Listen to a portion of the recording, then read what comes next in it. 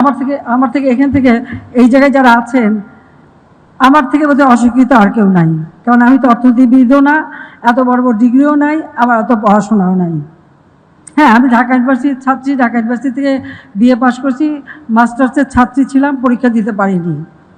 75 যেহেতু আসতে পারিনি দেশে, তখন আর পরীক্ষা দেওয়া আমার হয়নি। কিন্তু আমি একটা জিনিস বুঝি, হয়তো অর্থনীতি অত বড় বড় সংজ্ঞা আমি বুঝবো না, কিন্তু আমি একটা জিনিস বুঝি যে মানুষের জন্য কাজ করতে হবে, মানুষ কি পেল সেটা দেখতে হবে, মানুষের কল্যাণে কি করণীয় সেটা করতে হবে, যা আমি শিখেছিলাম আমার বাবার কাছ থেকে। তিনি তো জেলেই থাকতেন, কিন্তু যখন এই বাইরে থাকতেন আমাদেরকে গল্প করতেন যে প্রত্যেকটা গ্রাম তিনি কিভাবে সাজাবেন, প্রতিটি মানুষের ভাগ্য কিভাবে পরিবর্তন করবেন, কি করলে মানুষের কল্যাণ হবে। এবং স্বাধীনতা সংগ্রাম তিনি করেছিলেন, কিন্তু তিনি যে এই দেশটাকে স্বাধীন করবে এই প্রত্যয় ছিল তার। 1948 সালে যখন বাংলা ভাষায় কথা বলার অধিকার কেড়ে নেওয়ার চেষ্টা করেছিল ওই পাকিস্তানিরা, যার প্রতিবাদ তিনি করেছিলেন ঢাকা বিশ্ববিদ্যালয়ের আইন বিভাগের ছাত্র হিসেবে, সেই দিন থেকে তারপর তিনি যে গ্রেপ্তার হলেন, দীর্ঘদিন জেলে, ওই সময় তিনি সিদ্ধান্ত নিয়েছেন যে ওই পাকিস্তানিদের অধীনে থাকবো না, আমরা দেশ স্বাধীন করব। এবং সেটা ভিতরে লালন পালন করে ধাপে ধাপে এদেশের মানুষকে স্বাধীনতার চেতনা উদ্বুদ্ধ করে তিনি এগিয়ে গিয়েছিলেন এবং আমাদের মুক্তিযুদ্ধে বিজয় এনে দিয়েছিলেন। মূল লক্ষ্যটা ছিল বাংলাদেশের মানুষের আর্থসামাজিক উন্নতি করা। কাজে সেই কাজটা তিনি সম্পূর্ণ করে যেতে পারলেন না, কিন্তু তিনি তো পথ দেখিয়ে গেছেন এবং আমাদের প্রতিটি কাজের যে ভিত্তিটা সেটা কিন্তু তিনি তৈরি করে দিয়ে গেছেন। আমি যখন রাষ্ট্র পরিচালনার দায়িত্ব নিয়ে এবং এক একটা বিষয় নিয়ে দেখি, প্রতিটি কাজ তিনি কিন্তু শুরু করে গেছেন।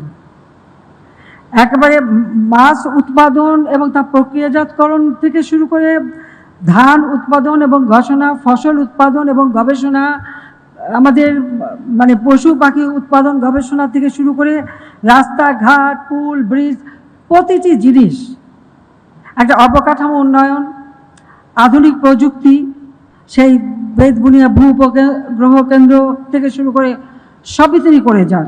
এবং আন্তর্জাতিক সংস্থাগুলির সদস্য পদেও অতি অল্প সময় বাংলাদেশ পেয়েছিল, শুধু জাতির পিতা বঙ্গবন্ধু শেখ মুজিবের নেতৃত্ব ছিল বলেই আমরা তা অর্জন করতে পেরেছিলাম।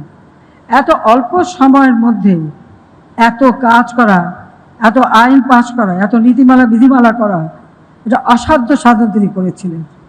তার উপর তো বোঝা তো ছিলই, পাকিস্তানিদের পরিত্যক্ত সমস্ত শিল্প কলকারখানা সেগুলিকে জাতীয়করণ করে দায়িত্ব নিয়ে সেগুলিকে চালু করা, পাশাপাশি আবার বেসরকারি খাতে যাতে উন্মুক্ত হয় সে ব্যবস্থা এবং বেসরকারি খাতটাও তিনি দিয়ে যান।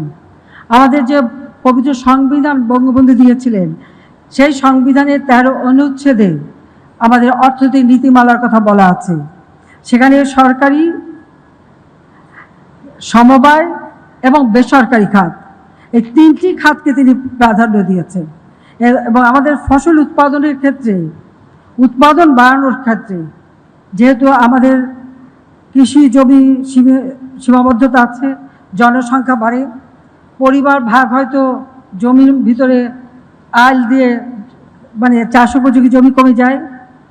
তিনি সবসময় বলতেন যে আমরাও সেই গল্প শুনেছি যে এই আইলগুলি যদি এক জায়গায় করা যায়, ফরিদপুর জেলার মতো অতখানি জায়গা আপনার কৃষি উৎপাদনের আওতা আসতে পারে, সেই উৎপাদন উপযোগী হবে।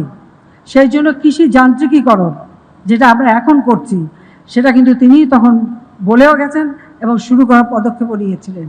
আর হচ্ছে গবেষণা, সেই গবেষণার মাধ্যমেই কিন্তু উৎকর্ষ সাধন করা যায়। কিন্তু 75-এর পরে তো এগুলি ছিল না, গবেষণা টবেষণা কোনো কিছুই ছিল না।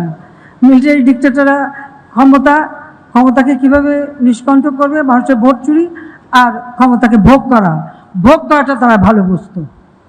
কোন ব্র্যান্ড পড়বে, কোনটা পড়বে, প্যারিস থেকে কি আসবে, কোথা থেকে, ইটালি থেকে কি আসবে, এইগুলি নিয়েই তারা ব্যস্ত ছিল।